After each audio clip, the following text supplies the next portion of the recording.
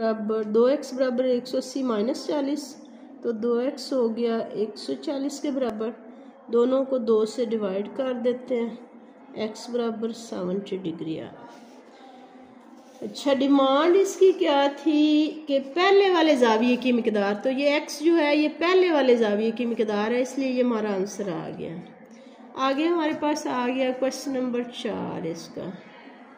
इसका हम हल करते हैं। सबसे पहली बात होती है कि आप सवाल को पढ़ना सीखें, पढ़ें और फिर जहन में एक नक्शा बनाएं कि मैंने करना क्या है, फिर उसको ड्रा करें।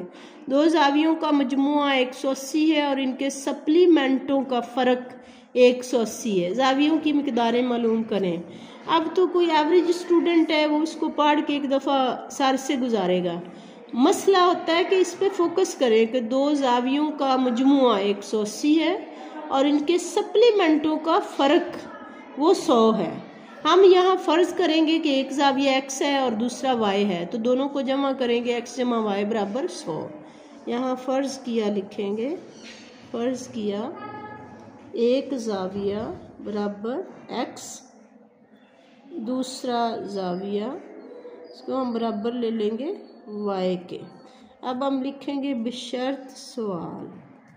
अब इनकी जो पहली शर्त है, शर्त नंबर 1, उसमें है कि x जमा y, x और y को जमा करें हम तो 100 आता है।